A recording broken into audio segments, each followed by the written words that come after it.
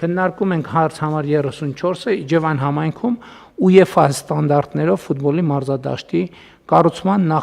գծանախաշվային փաստաթղթերի ձեռքբերման մասին հարցը։ Զեկուցող կրթության, գիտության, մշակույթի և սպորտի նախարար Ժաննա Անդրեասյան։ Համեցեք Տիկին Անդրեասյան։ Շնորհակալություն, մեծարգո վարչապետ, հարգելի գործընկերներ։ Ինչպես արդեն գիտենք, 2029 թվականին Հայաստանում նախատեսվում է անցկացնել ֆուտբոլի աշխարհի երիտասարդական առաջնությունը Վրաստանի հետ համատեղ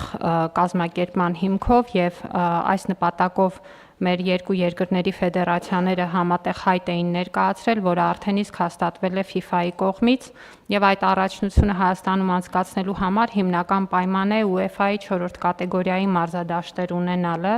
եւ այս ուղղությամբ աշխատանքները կառավարությունը մեկնարկել է դեռևս նախորդ տարի, նախապատրաստվելով հայտին եւ նաեւ նախապատրաստվելով այս սցենարով իրադարձությունների զարգացմանը, ու պետք է հիշեցնեմ, որ մենք արդեն իսկ Վանաձորում մարզադաշտի վերակառուցման համար նախագծման գործընթացը մեկնարկել ենք, նախատեսում ենք, որ առաջիկա 1-2 ամսվա մեջ կունենանք արդեն պատրաստ նախագիծը, որով էլ կմեկնարկենք բուն վերակառուցման աշխատանքները, եւ այսօրվա որոշմամբ էլ մեկնարկում ենք նաեւ Իջևանում նման ուրեմն ստանդարտի մարզադաշտի նախագծանախաշվային աշխատանքների ձեռքբերման գործընթացը։ Երկրորդ մարզադաշտը նույնպես նախատեսվում է շուրջ 10,000 տեղանոց եւ պետք է հիշեցնեմ, որ նախորդ տարվա դեկտեմբերին կառավարության որոշմամբ արդեն իսկ ձեռք էինք բերել անհրաժեշտ հողատարածքը 20 սեփականատերերից, հատկացնելով համապատասխան միջոցներ, եւ այժմ մեկնարկելով բուն գործընթացը որոշել ենք վստահել աշխատանքները միջազգային փորձ ունեցող նման մարզադաշտեր արդեն նախագծած եւ կառուցած Venuera Holding SPE-ին, որը արդեն իսկ ներառված է Վանաձորի մարզադաշտի վերակառուցման գործընթացում եւ իրականացրել է այնպիսի նախագծեր, ինչպես օրինակ Հունգարիայի մայրաքաղաք Բուդապեշտում Պուշկաշ արենա ֆուտբոլային մարզադաշտն է, որտեղ անցկացվել են Եվրո 2020-ի խմբային փուլի 3 եւ 1/8 եզրափակիչ 1 հանդիպումները, Սաուդյան Արաբիայի King Abdullah Sports City մարզադաշտն է, որտեղ անցկացվել է 23 թվականի աշխարհի ակումբային առաջնությունը, Սանկտ Պետերբուրգի Գազպրոմ արենա մարզադաշտն է, որտեղ 2018-ին անցկացվել է FIFA-ի աշխարհի առաջնությունը, այսինքն գործ ունենք մի ընկերության հետ, որը բավական փորձառու է եւ այս որակի եւ այս ստանդարտի ստադիոնների նախագծման եւ նաեւ կառուցման մեծ փորձ ունի, եւ պետք է ասեմ, որ այժմ նաեւ ընկերության հետ ընթանում են բանակցություններ ստադիոնների շինարարության գործընթացը համատեղ իրականացնելու շուրջ, եւ այս բոլոր աշխատանքների հիմնական մոտիվացիան առաջնության համար անցկացման ժամկետները եւ նախատեսվող աշխատանքների ծավալը հաշվի առնելով լավագույն լուծումները գտնելն է, եւ առաջիկայում կառավարության քննարկմանը կներկայացվեն նաեւ շինարարության փուլին վերաբերվող նախագծերը։ Այս որոշման արդյունքում մենք կկարողանանք հրատապ կարգով մեկնարկել պատշաճ կերպով ու սահմանված ժամկետներում իրականացնել Իջևանում UEFA-ի ստանդարտներով 10,000-անոց ֆուտբոլի մարզադաշտի կառուցման ծրագիրը, երաշխավորելով դրա ավարտը մինչև 29 թվականի հունվարը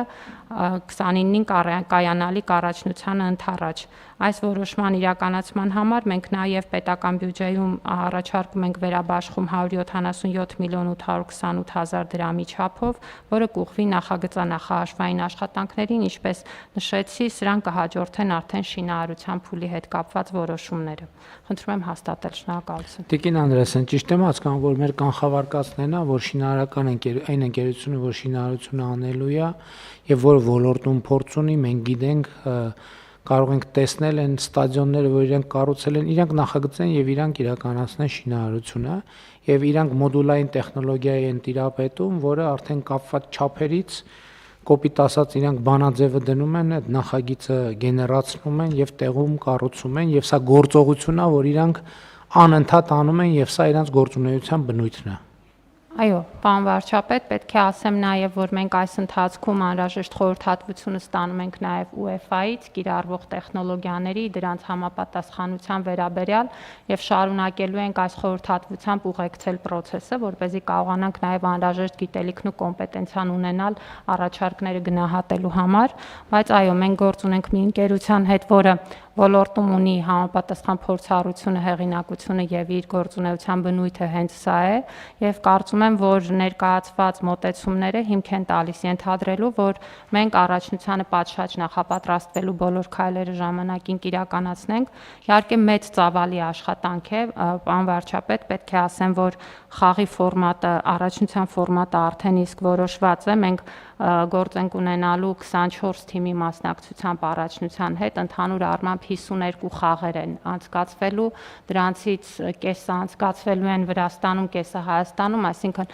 ընդհանուր առմամբ 26 խաղեր են անցկացվելու Հայաստանում, որոնցից 9 Վանաձորում եւ Իջևանում, 17-ը Երևանում, պլանավորում ենք, որ Վանաձորում եւ Իջևանում խաղերը անցկացնելու համար թիմերը կտեղակայվեն Դիլիջանում եւ այստեղ նույնպես մեծ աշխատանք ունենք անելու, Դիլիջանում շուրջ 7 հյուրանոցային համալիրներ կպահանջվեն միայն թիմերի եւ պատվիրակությունների կեցության համար, որի շուրջ նույնպես աշխատանքը ընթանում է եւ ընդհանուր առմամբ մենք այս աշխատանքների ընթացքը կունենանք նաև FIFA-ի կողմից համապատասխան ուղղորդումը, օգոստոսի վերջին համապատասխան այց կլինի Հայաստան, նրանք կգնահատեն մինչև այս պահը արված աշխատանքները եւ անհրաժեշտ ուղղորդումները կանեն հետագա գործընթացի համար։ Հարգելի գործընկերներ, իհարկե մեծ իրադարձություն է Հայաստանի Հանրապետության համար, բայց ավելի մեծ իրադարձություն է Վանաձորի եւ Իջևանի համար, ավելի մեծ իրադարձություն է Իջևանի համար, որովհետեւ ոչ միայն առաջնություն, այլև ենթակառուցված, որ նախկինում երբեք չի եղել, չենք էլ մտածել, չենք էլ երազել նման ենթակառուցվածքի մասին եւ այս իրադարձությունը իհարկե մարտահրավեր է, որովհետեւ ժամանակի խնդիր ունենք, բայց նաեւ լավ լուրն է նա, որ մենք ինչ որ մի ժամանակ առաջ արդեն գիտեինք, որ դա կարող է լինել իրատեսական եւ նախապատրաստական աշխատանքները պատշաճ արել են աշխատանքային խումբը փոխվարչապետի գլխավորությամբ գործում է, ճիշտ է, պարոն Խաչատրյան, որը ոչ միայն բուն ստադիոնի հետ կապված, այլև նաև հարակից խնդիրները, սկսած կեցության, լոգիստիկա եւ այլն, այլ կազմակերպչական հարցերով զբաղվում է։ Համեցեք։ Շնորհակալ եմ, մեծարգո վարչապետ, հարգելի գործընկերներ, նախ պարոն վարչապետ, ինչպես հանձնարարել եք եւ ձեր որոշմամբ աշխատանքային խումբը ստեղծվել է, մենք արդեն ունեցել ենք 2 քննարկում։ Քննարկումներին մշտական մասնակցություն ունի նաև ֆուտբոլի ֆեդերացիայի նախագահը։ Տիկին Անդրեասյանը իհարկե հիմնական հարցերը նշեց, բայց ես մի քանի առանձնահատկություններ եմ ուզում այստեղ բարձրաբանել, որովհետև սրանից ավելի լավ առիթ չի լինելու։ Մենք վերջին քննարկման ժամանակ էր, որ որոշեցինք, որ պետք է դիմենք այդ նախագծող կազմակերպությանը նաև շինարարական աշխատանքները համակարգելու համար։ Ինչ եմ ասում համակարգելու, մենք մտածում ենք, որ նա հանդես կգա որպես գլխավոր կապալառու, բայց բնականաբար կներգրավի Հայաստանում եղած բոլոր կարող ուժերը, մենք երկար խոսում ենք այն մասին, որ արդեն ունենք ծրագրեր, որտեղ հայաստանյան շինարարական կազմակերպությունները նույն մարզական կառույցների ուղղությամբ իրականացնում են որակյալ աշխատանք, պարոն Վարդանյանը հետո կլրացնի, եթե դրա կարիք կա։ Այսինքն մենք գիտենք նաև, որ իրենք որոշակի արդեն նախնական աշխատանքային քննարկումներ տանում են իրար հետ, այդ աշխատանքը համատեղ իրականացնելու հնարավորությունները հասկանալու համար, բայց ինչի են գնում այս ճանապարհով, որովհետև տեխնոլոգիաները նորարարական են։ Այսինքն այդ թեթև կոնստրուկցիաները, որոնք օգտագործվելու են, ընդհանրապես աշխարհում մի քանի տեղ ունեն կիրառություն։ Մենք UEFA-ի մեր Հայաստանի ֆուտբոլի ֆեդերացիայի նախագահին խնդրել էինք, որ UEFA-ի հետ հարցման միջոցով փորձեն հասկանալ, թե այդ կիրառությունը ինչպիսի արձագանք է ունեցել։ Ստացել ենք նախնական հաստատում, վստահություն, որ դրանք համապատասխանում են պահանջներին եւ չափանիշներին, որոնք UEFA-ն պետք է կիրառի վերջում իր համաձայնություն տալու համար, որովհետեւ պետք է որոշակի կատեգորիայի համապատասխանություն լինի այդտեղ։ Եվ քանի որ նաև աշխարհում տարբեր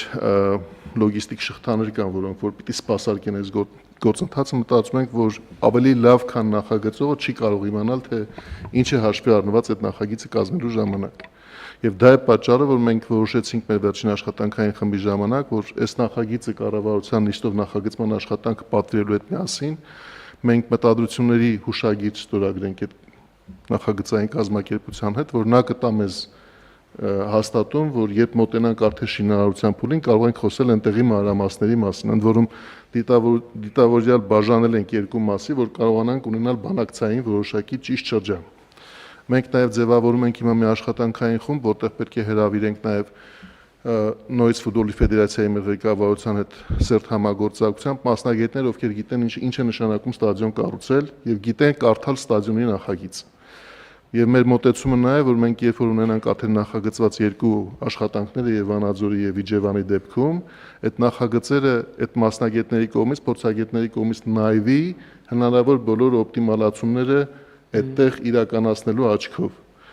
Եվ մենք վերջին փուլում կբանակցենք նաև այդ փորձագիտական խմբի աջակցությամբ, ընդ որում չենք բացառել, որ կգանք նաև մեկ առաջարկով կառավարություն, որ այդ փորձագիտական աջակցությունը նույնպես վերցնենք որպես վճարվող ծառայություններ, որովհետև դա հուսալի մասնագիտական կարծիք կլինի մեր որոշումները նախապատրաստելու համար, եւ արդեն մտադիր ենք, որ մինչև այս